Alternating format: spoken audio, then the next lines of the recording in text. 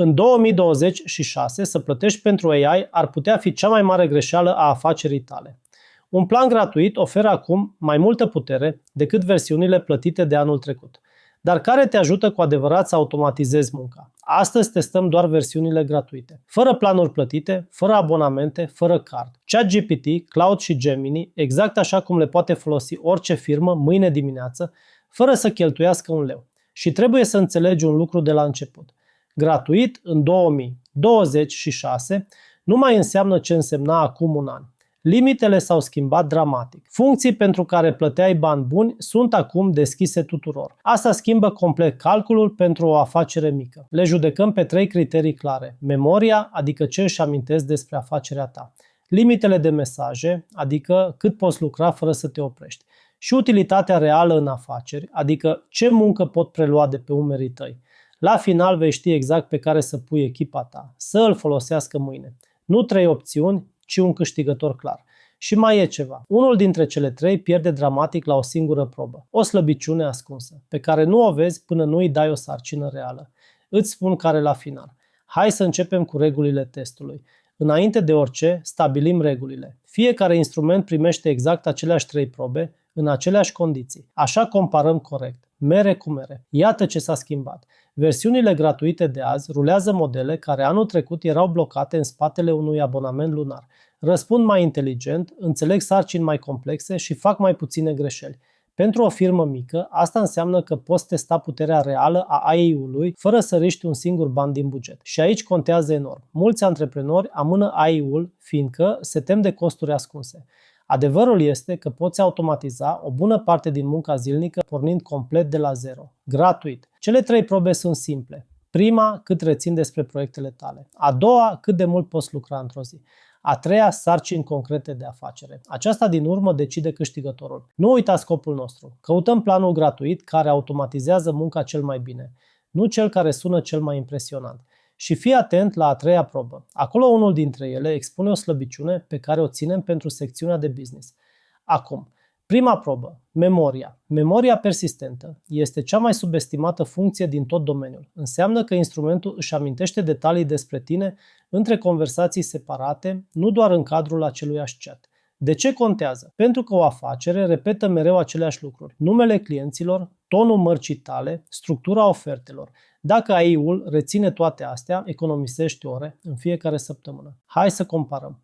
ChatGPT construiește context solid, își amintește preferințele tale, proiectele recurente și stilul în care vrei răspunsurile. Gemini face și el pași buni aici, mai ales legat de contul tău de lucru. Claude, în versiunea gratuită, pornește mult mai des de la zero. Reține bine în cadrul unei conversații lungi, dar uită aproape tot între sesiuni. Imaginează-ți un exemplu concret. Luni îi dai un brief complet despre un client. Miercuri vrei o continuare. Cu memorie bună, reia totul fără să reexplici nimic. Fără memorie, copiezi din nou tot contextul, de fiecare dată. Și aici ne reamintim de ce facem asta. Automatizarea reală cere ca instrumentul să cunoască afacerea ta, nu să o reînvețe zilnic. La capitolul memorie, ChatGPT conduce clar. Acum, cât de mult poți lucra fără să te oprești. Fiecare plan gratuit are un plafon, un număr de mesaje sau de ore de utilizare pe zi. Când îl atingi, te oprești sau treci pe un model mai slab. Problema apare exact în mijlocul muncii. Imaginează-ți că lucrezi la o ofertă importantă, ești la jumătate și instrumentul te anunță că ai atins limita. Pierzi ritmul și uneori firul ideii. Hai să vedem cifrele aproximative. ChatGPT gratuit îți dă un număr decent de mesaje pe modelul avansat, apoi te coboară pe unul mai simplu. Gemini este surprinzător de generos pentru utilizare zilnică, mai ales pentru sarcini text obișnuite. Claude, din nou, în versiunea gratuită, are cel mai strâns plafon dintre toate. Pentru câteva mesaje serioase este excelent, dar lovești limita repede. Și aici apare prima parte din slăbiciunea promisă. Pentru un flux de lucru de echipă, unde mai mulți oameni folosesc același instrument, limitele strânse devin un blocaj real. Te oprești tocmai când ai nevoie cel mai mult. Deci, dacă vrei volum mare zilnic, Gemini și ChatGPT îți dau cel mai mult spațiu de respirat. Claude te limitează cel mai devreme. Acum trecem la documentele tale reale. O afacere nu lucrează doar cu întrebări scurte. Lucrează cu contracte, rapoarte, foi de calcul și PDF-uri lungi. Deci întrebarea reală este: Cine citește documentele tale corect? Aici, lucrurile se schimbă interesant. Claude, deși are limite strânse de mesaje, este excelent la analiza documentelor lungi. Înțelege nuanțe, prinde detalii fine dintr-un contract și păstrează coerența pe text mult. ChatGPT analizează și el bine fișiere și extrage informația cheie rapid. Gemini se descurcă onorabil, mai ales cu documente legate de instrumentele tale de birou. Hai la un exemplu concret. Îi dai un document de 20 de pagini și ceri un rezumat cu punctele de acțiune. Un instrument bun îți scoate ideile principale, termenele și riscurile în câteva secunde. Unul slab îți dă un rezumat vag pe care trebuie să-l verifici manual, ceea ce anulează tot câștigul de timp. Reține de ce contează. Tot scopul este ca AI-ul să preia din munca ta zilnică, iar munca asta vine în formă de fișiere reale. Și fii atent, viteza și calitatea diferă enorm când treci de la citit la produs final. Comparăm asta direct chiar acum.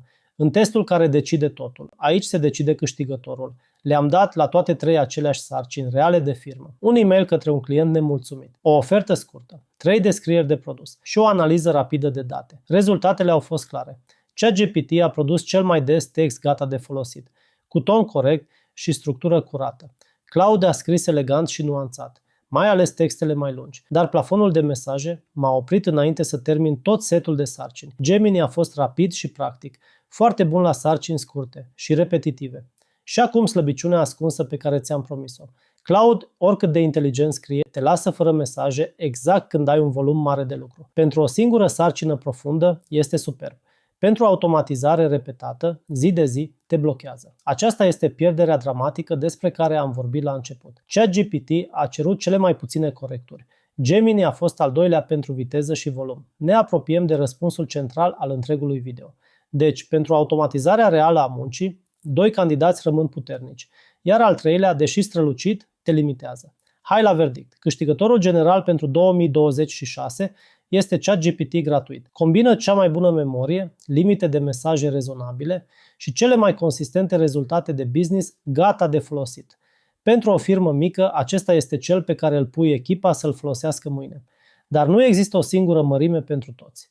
Pe cele 3 criterii, iată cum stau lucrurile. La memorie, ChatGPT conduce, Gemini urmează, Claude rămâne în urmă. La limite de mesaje, Gemini și ChatGPT îți dau cel mai mult spațiu, Claude cel mai puțin. La utilitate de business, ChatGPT este cel mai constant, Gemini cel mai rapid pentru sarcini scurte, Claude cel mai bun la documente lungi, dar limitat de plafon. Recomandarea mea pe tip de afacere. Vrei automatizare zilnică și volum mare? Alege ChatGPT. Lucrezi mult cu instrumente de birou și vrei viteză? Gemini este excelent. Analizezi rar documente complexe și profunde. Claude merită ca al doilea instrument. Și da, confirm, Claude a pierdut dramatic la proba de volum, blocându-se exact în mijlocul automatizării. Aceasta a fost slăbiciunea ascunsă. Răspunsul la întrebarea din început este acum complet. Acum știi exact ce plan gratuit pune echipa ta să automatizeze munca, dar instrumentul potrivit are nevoie de un plan de implementare clar. Descarcă evaluarea gratuită AI Specialist și vezi unde se potrivește AI în afacerea ta. Abonează-te pentru testele lunare ale noilor versiuni.